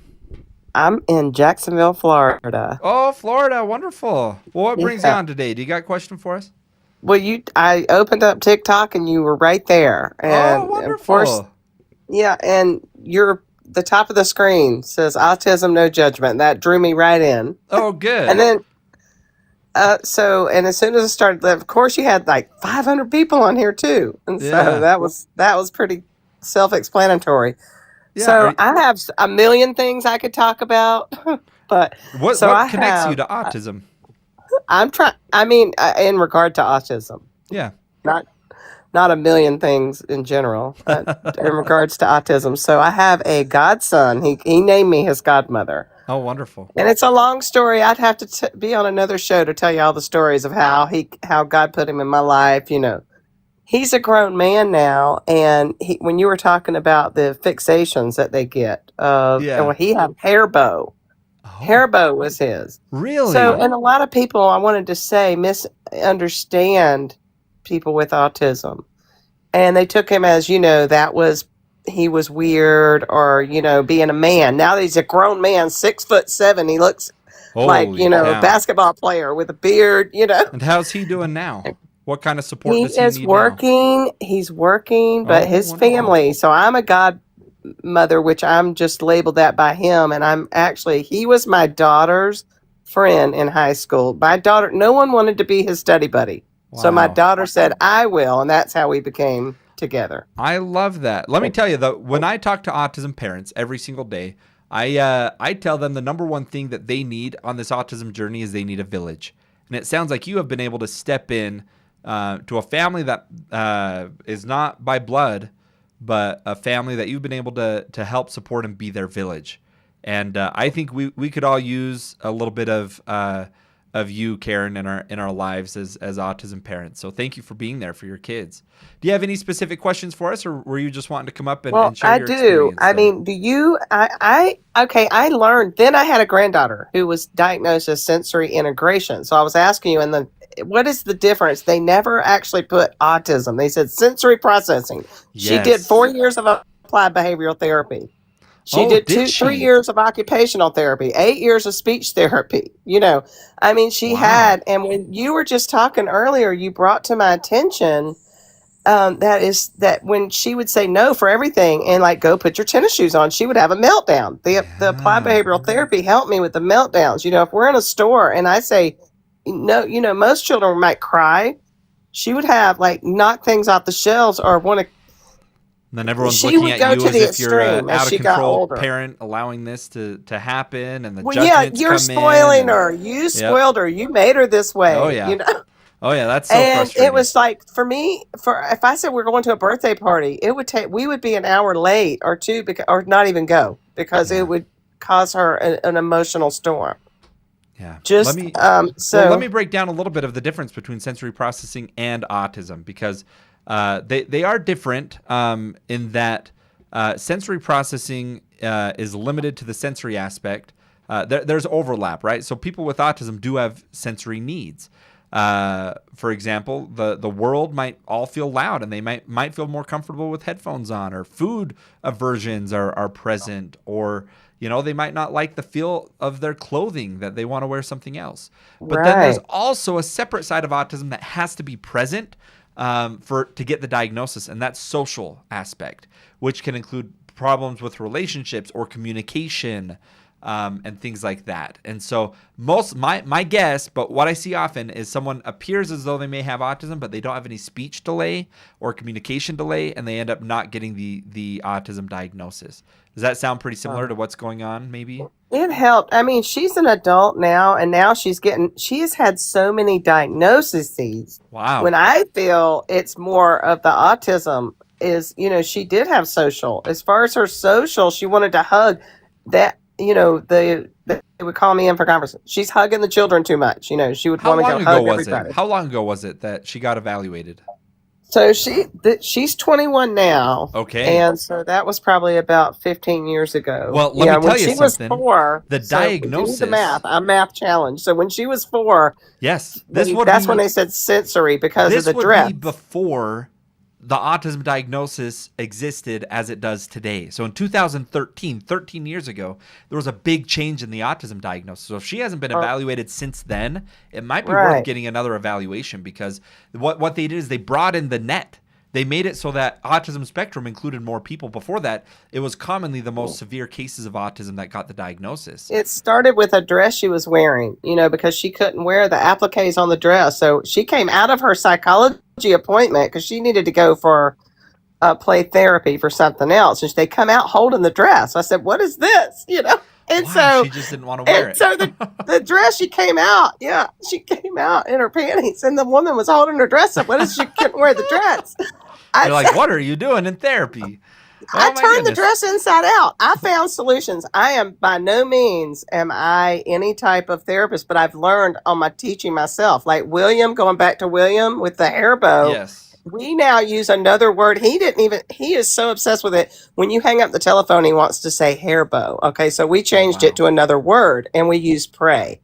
Because he's also a very devout Christian. And I wanted to just share that sometimes you can change that behavior by replacing it with something else. You can change it because, the hair bow, it intimidated a lot of people. And they even thought, was I being weird with him saying hair bow? Because I fed, like you said, I don't want to make their problem worse, but I do have now my daughter's, one of her good school friends became an applied behavioral therapist as yourself. And she said to me one day, "It's socially inappropriate for you, Miss Beck, to say hair bow with William." So that's what's turned it all around. Karen, let me say thank you. I'm going to go ahead and move on to the next person. I really appreciate you being up here, Karen. You have a lot of good insight. You're a great village to the people around you. You seem like a wonderful mother, and thank you so much for coming up and having that discussion. I really do appreciate that. All right, we do have some more comments in here. I want to make sure I'm getting to as many people to be able to answer. That's why I went ahead and moved on. I hope that's okay, Karen, but I do like to go keep things moving and talk to as many people as I can. Let me go ahead and answer some other comments that are coming in. Do you have any tips to discipline? Oh my goodness, I do. Something I see all the time is parents of autistic kids are judged for not disciplining their kids. The world judges us and tells us our kids are autistic because we are not disciplining them properly or enough. And really the question of how do I discipline my kid, what you're trying to ask is the right question. And it is, how do I help improve my child's behavior? That is the goal, right? The goal isn't to discipline them, right? Because the goal isn't what action you're doing. The goal is, what is the outcome you want your child to do? And it's, you want their behavior to improve. And so we're asking this the wrong way. Society would tell us, you gotta hit your kid to make them do what you say, right? And I do not advocate for that in any way. Spanking is harmful. It's honestly, I've said this before on my live, and I think it's controversial. I'm not mad at parents, okay? But I will say that spanking is kind of the caveman approach to parenting. It's the old school approach. It's the way that you'll look at things of like, oh, kid bad, me do bad thing to kid. Kid, no, not do that thing. When really what needs to happen is a higher level of parenting, where it's not like, how do I harm my child to tell them not to do something? It is, why is my child engaging in this behavior, and what skill deficit exists that I can work on with them to replace this behavior? That is a harder thing to work on as a parent.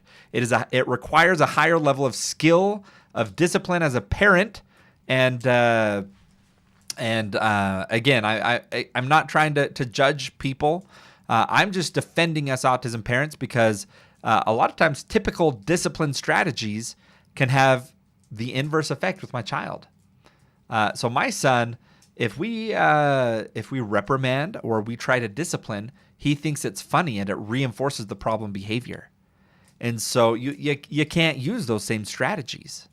What you have to look at is one, why is the behavior happening? Are they engaging in this behavior because of sensory needs? Or what is the function of the behavior? Okay, there are 4 main functions of behavior that you can categorize them into. You have attention. Are they trying to get attention? Are they trying to escape a demand? Are they trying to get access to something that they want? Or are they doing this because of sensory needs that it just feels good to do? And if you can identify what the function is, then you can say, what skill can I teach them to get what they need to get? And usually it's something to do with communication.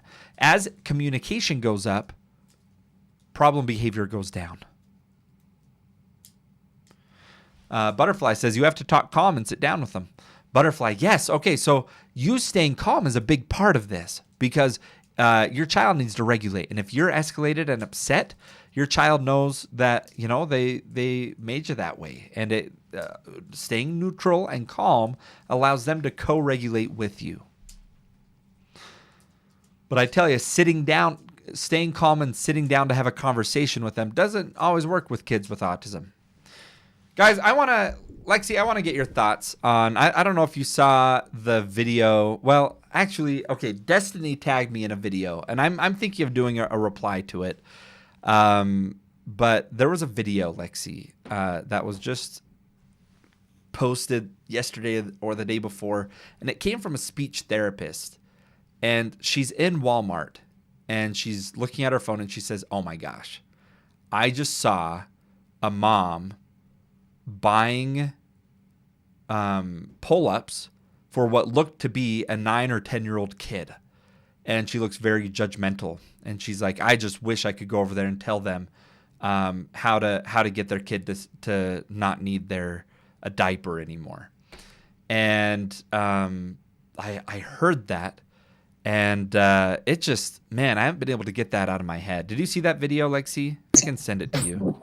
I haven't seen it, but if you can send it to me, I would appreciate it.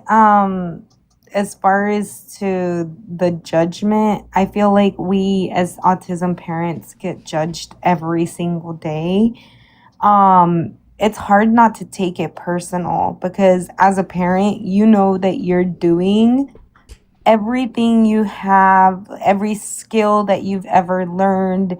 You're trying to apply all of these things to a child who is not neurotypical. Nice hat. Who is not neurotypical and who doesn't understand things like neurotypical children do. And I think that's the part that I have a really hard time with, is the judgment that we parents get as autism parents. I saw this other video earlier this morning when I was scrolling on TikTok, and it was this guy, and he was like, if you everybody has advice for me as an autism parent that I need to do this with my child, or I need to do that with my child, or I just need to go here or do this or do that. And he's like, honestly, F you. He said the bad word, obviously. He said, F you, and you can grab your advice and shove it where the sun don't shine. And I was like, I feel you on that. Like, I feel you. Those words really hit hard because every time my child has a meltdown in the store, every time my child asks for something that is not appropriate, so he plays with Barbies, or, he plays with toys that are not typically like boy, quote unquote, boy toys that they should play with, or he plays with toys a different way than what they're meant to play with. You get those judgments, you get those looks, you get those comments, and it's hard. It's really hard as a parent. I just want to tell, like, the people, that lady who made it, what I really want to tell that lady is, like, mind your own freaking business. Like, how dare you sit in a grocery store making a TikTok about a 9 or 10-year-old who still needs a pull-up. Like, you're talking as if, oh my gosh, thank you, Betty. You're talking as if, like, the parent never thought to do that. Like, oh, have you ever thought about potty training them? Like, come on now. Like, of course. You're not special being a professional thinking you know how to deal with them. Imagine the mom who's dealing with this every single day. And I just, makes me so upset. And if the child is 9 or 10 years old, it could be that they were missed in a diagnosis. And, does she know what the mother is going through? Or maybe the child has been diagnosed but is higher on the spectrum and can't control those urges to go to the bathroom and a potty. I mean, there's so many different things. This is, as an SLP, she made an assumption, and she said, and I didn't say this part yet, but she actually kind of diagnosed the kid herself and said, I know what's causing it. I bet he has sleep apnea, and I could actually fix the sleep apnea. Because if the airway doesn't close, then it's going to make him so they're wetting the bed at night. And I'm like, how on earth do you know from creeping? What are you doing hanging out in the brief section, watching other people what they're buying over there, like, you weirdo? And then to then as a professional go and give like a professional opinion on what they need to do to fix it. You have no idea. You have no idea what they're doing. Right. Yeah. Catherine, yeah, it's one thing to have the thought, but to make a video, yeah, it's ridiculous. It's ridiculous. Oh my gosh. Yeah, Susie, neurotypical kids also wet the bed. Yeah. Yes, they do. And the last thing we need is for SLPs to be making videos about our kids in Walmart. Ugh. All right. Guys, today has been a wonderful day, you guys. It is a wonderful Sunday. I am coming to the end of my stream, but just so you know, this is not the last day you'll see me on live. I go live every single day. And so be hitting that follow. If you can't get enough of this village, of this community, hop on over to our Discord chat or our Facebook group where you can continue the conversations and support. If it says follow right there, it means you're not yet following me and you need to tap on that. I love this community. I love you all. And I'm going to go spend some time with my family. Lisa, is at the same time every day? No. On Sundays, it's a little bit later. All the other days of the week, the other 6 days of the week, I try to go at around noon Eastern time for 2 hours is my plan. But I'm pretty busy at work sometimes, and there are times where other things get in the way. And I do try to hop onto Discord and notify the chat of any changes. So thank you all for being here. This is a wonderful group. Thank you all for your support. Lexi, what do you think? Do we need more moderators? Do you have things under control? What are you thinking? When they got to 500, it was kind of harder to moderate. I think if anybody does want to, if you've been here for a while, you've joined Kylan's live, we can vet your account. I would definitely see if there's anybody else who would want to be a moderator for those times where it gets to be like 500. Because when there was 500 people in this chat, it was going fast, and I was like, Sarah and me were the only moderators in here, and it was like she was like, "Are you catching this? I'm trying to." So Sarah, thank you so much for your help. But yeah, maybe like a couple more moderators. If you join his lives every day, kind of know how he talks and what he's about. Definitely send me a message because I know, Kylan, you're super busy. I don't want them to spam you, but you guys can send me a message if I can vet your account, make sure that you're a proper fit for our moderator group. Then we would definitely love to have you guys. I know we're all autism parents. We have occupational therapy, ABA therapy. We have all these things that we have to go to and all these doctor's appointments. So we know you can't make it every day. Yeah. But for the more consistent people that can spend that time here, we definitely love to have you. So just send me a quick message letting me know you want to be a mod. I will vet your account. I'll go with Kylan, get in contact with him and make sure that we agree with the mods. And if we do, then we'll make you a mod and we will add you to our mod group. Yeah, thank you so much. Thank you, everyone, for being here. Lexi, thank you again for helping out with all of this. I really appreciate you. And guys, I hope y'all have a wonderful day. Okay, I'm gonna go ahead and end now, and we'll see y'all tomorrow at around 10 or around noon Eastern time. So, okay, see you later. Bye.